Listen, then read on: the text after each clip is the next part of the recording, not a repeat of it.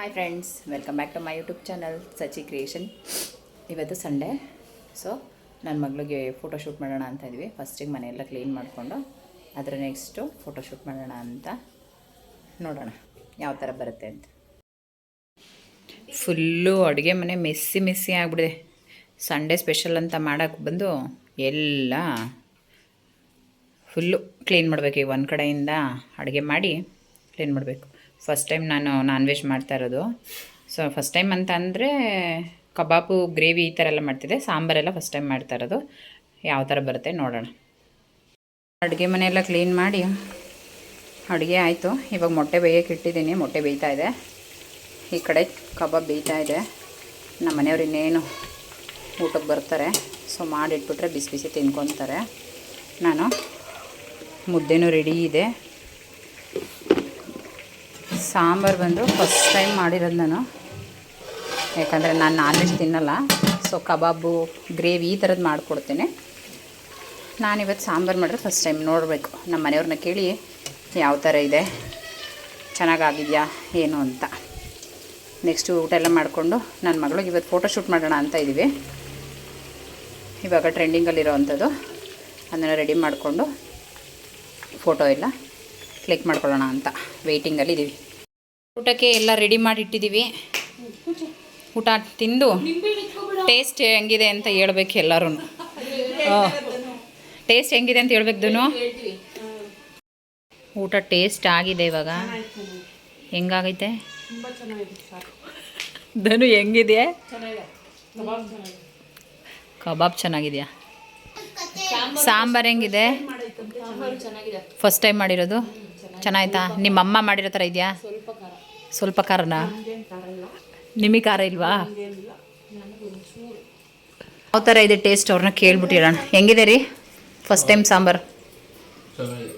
ನಿಜ ಚೆನ್ನಾಗಿದೆಯಾ? ಕಂಟಿನ್ಯೂ ಮಾಡ್ಬೋದಾ? ಊಟ ಎಲ್ಲ ಮುಗಿಸ್ಕೊಂಡು ಡೆಕೋರೇಷನ್ಗೆ ಅಂತ ಫ್ಲವರ್ನ ರೆಡಿ ಮಾಡ್ಕೊತಾ ಇದ್ವಿ. ಫ್ಲವರ್ ಬಂದು ಒಂದು 5 ಬಂಚ್ ತೊಗೊಬಂದಿದೆ. ಇಬ್ಬರು ಒಟ್ಟಿಗೆ ಮಾಡೋಣ ಅಂತ. ಆ್ಯಕ್ಚುಲಿ ಚಿಕ್ಕವಳ್ದು ಚಾರ್ವಿದು ಬರ್ಡೇ ಇದ್ದಿದ್ದು, ಆದರೆ ಒಬ್ಳು ಮಾಡಿದ್ರೆ ಒಬ್ಳು ಕೋಪ ಮಾಡ್ಕೊತಾಳೆ ಅಂತ ಇಬ್ರಿಗೂ ಟೋಟಲ್ ಮಾಡೋಣ ಅಂತೇಳಿ ತೊಗೊಬಂದ್ವಿ. ಔಟ್ಸೈಡ್ ವಿಚಾರಿಸಿದ್ಕೆ ಅವರು ಅಮೌಂಟ್ ಜಾಸ್ತಿ ಹೇಳಿದ್ರು. ನಾನು ಸ್ವಲ್ಪ ಟೈಮ್ ತೊಗೊಂಡು ಮಾಡೋಣ, ನಾವೇ ಟ್ರೈ ಮಾಡೋಣ ಹೊಸ್ದಾಗಿ ಅಂತ ರೋಸಸ್ ಎಲ್ಲ ಹೋಗಿ ಬೆಳಗ್ಗೆನೇ ಮಾರ್ಕೆಟ್ಗೆ ಹೋಗಿ ತೊಗೊಬಂದು ರೋಸ್ದು ಇವಾಗೆಲ್ಲ ಎಲೆ ಎಲ್ಲ ಬಿಡಿಸ್ಕೊಂಡು ಅದರಿಂದ ಮುಳ್ಳೆಲ್ಲ ತಗೊತಾ ಇದ್ವಿ. ಮುಳ್ಳು ಜಾಸ್ತಿ ಇರೋದ್ರಿಂದ ಮಕ್ಳಿಗೆ ಚುಚ್ಚಿಬಿಡುತ್ತೆ, ಇನ್ನು ತೆಗಿಯೋಕ್ಕಾಗಲ್ಲ, ಹಿಂಸೆ ಆಗುತ್ತೆ, ಇನ್ನು ಅಳ್ತಾರೆ ಅಂತೇಳಿ ಫಸ್ಟಿಗೆಲ್ಲ ಮುಳ್ಳು ರೋಸ್ದು ಎಲೆ ಎಲ್ಲ ಕಿತ್ಕೊಂಡು ರಿಮೂವ್ ಮಾಡ್ಕೊಂಡ್ವಿ. ಮಕ್ಕಳಂತೂ ಫುಲ್ ಎಕ್ಸೈಟ್ ಆಗಿದ್ರು, ಯಾವಾಗ ಮಾಡುತ್ತೆ ನಮ್ಮಮ್ಮ, ಯಾವ ಥರ ಮಾಡ್ತಾರೆ ಅಂತ. ಬಟ್ ಒಬ್ಳು ಕೈಲಂತೂ ಆಗ್ತಾ ಇರಲಿಲ್ಲ. ನಮ್ಮ ಹಸ್ಬೆಂಡ್ ಅವರ ಅಕ್ಕ ಮತ್ತು ಅಕ್ಕನ ಮಗಳು ಇಬ್ಬರು ಕೂಡ ಹೆಲ್ಪ್ ಮಾಡಿದ್ರು. ಅವ್ರು ಇದ್ದಿದ್ದಕ್ಕೆ ಬೇಗನೆ ಮಾಡ್ಕೊಂಡ್ವಿ. ಇದನ್ನೇ ನಾವು ರೋಸ್ ಎಲ್ಲ ಮುಳ್ಳೆಲ್ಲ ಬಿಡಿಸ್ಕೊಂಡು ಆ ಫ್ಲವರ್ದೆಲ್ಲ ರೆಡಿ ಮಾಡ್ಕೊಳ್ಳೋದಕ್ಕೆ ನಮಗೆ 2 hours ಆಗೋಯಿತು. 3 o'clock ಸ್ಟಾರ್ಟ್ ಮಾಡಿದ್ದು, 5 o'clock ಬರೀ ಅವ್ರನ್ನ ರೆಡಿ ಮಾಡೋದೇ ಆಗೋಯಿತು. ಅಷ್ಟು ಟೈಮ್ ತೊಗೊಂತು. ನಾವು ಡೆಕೋರೇಷನ್ ಅವ್ರಿಗೆ ದುಡ್ಡು ಕೊಡುವಾಗ ಅಂದ್ಕೊತೀವಿ ಏನು ಅಷ್ಟೊಂದು ದುಡ್ಡು ತೊಗೋತಾರೆ ಅಂತ. ಬಟ್ ತುಂಬ ಟೈಮ್ ಹಿಡಿಯುತ್ತೆ. ಯಪ್ಪ ಸಾಕು ಅನ್ನಿಸ್ಬಿಟ್ಟಿತ್ತು. ಎಷ್ಟೊತ್ತಿಗೆ ಮಾಡಿ ಮುಗಿಸ್ತೀವಿ ಅಂತ ಅನ್ನಿಸ್ಬಿಟ್ಟಿದೆ. ಎಲ್ಲ ತೊಗೊಂಬೇರೆ ಬಂದುಬಿಟ್ಟಿದ್ದೀವಿ. ಮಾಡೋಕ್ಕಾಗುತ್ತೋ ಇಲ್ವೋ, ಫೋಟೋಸ್ ಬರುತ್ತೋ ಇಲ್ವೋ ಬೆಳಕಲ್ಲಿ, ಕತ್ಲೆ ಬೇರೆ ಆಗಿಬಿಡುತ್ತೆ, ಮಾಡೋದೇನಾದ್ರು ಲೇಟ್ ಆಗಿಬಿಡುತ್ತೆ ಅಂತ ತುಂಬ ಅಂದರೆ ತುಂಬ ಟೈಮ್ ಹಿಡಿತು. ಸಿಕ್ಕಾಬಟ್ಟೆ ಪೇಷನ್ಸ್ ಇರಬೇಕಿತ್ತು ಎಲ್ಲ ಮಾಡೋದಕ್ಕೆ. ಅದಕ್ಕೆ ಅಂತಲೇ ಡೆಕೋರೇಷನವರು ಅಷ್ಟು ಚಾರ್ಜ್ ಮಾಡೋದಂತ ಅವಾಗ ಅರ್ಥ ಆಯಿತು. ಏನೇ ಮಾಡಿದ್ರು ನಾವು ಮಾಡಿದ್ರೆ ಒಂಥರ ಇನ್ನೂ ಒಂಥರ ಖುಷಿ, ನಾವು ಮಾಡಿದ್ದು ಅಂತ.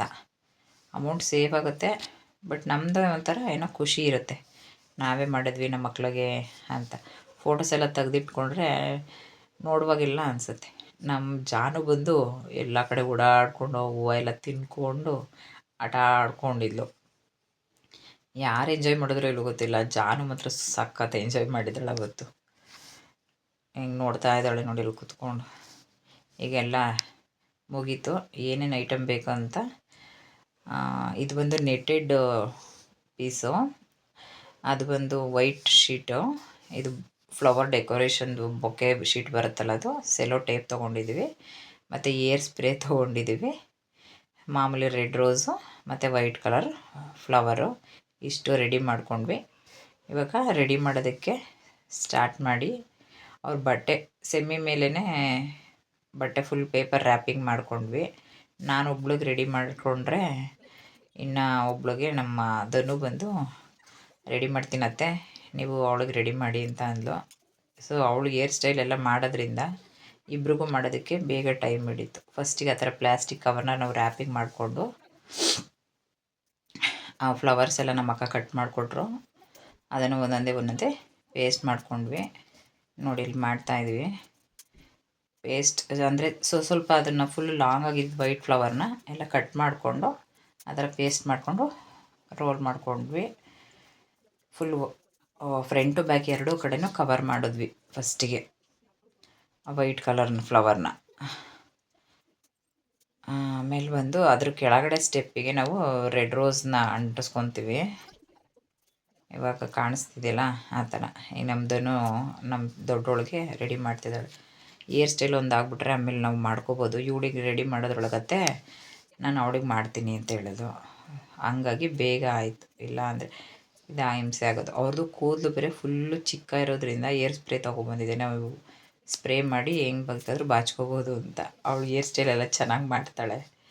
ಇವಳು ಚಿಕ್ಕವಳು ಬಂದು ಇವಾಗ ವೈಟ್ ಕಲರ್ ಫ್ಲವರ್ ಆದಮೇಲೆ ಅದ್ರ ಕೆಳಗಡೆ ರೋಸ್ನ ರೆಡಿ ಮಾಡ್ಕೊತಾ ಇದ್ದೀವಿ. ಫುಲ್ ಅದನ್ನು ಪ್ಲಾಸ್ಟ್ ಮಾಡಿ ಉದ್ದ ಇರೋ ಕಡ್ಡಿ ಎಲ್ಲ ಟ್ರಿಮ್ ಮಾಡ್ಕೊಳ್ಬೇಕು, ಇಲ್ಲ ಅಂದರೆ ಚುಚ್ಚಿಬಿಡುತ್ತೆ. ಫೈನಲ್ ಔಟ್ಲುಕ್ ಬಂದು ಈ ಥರ ಬಂತು.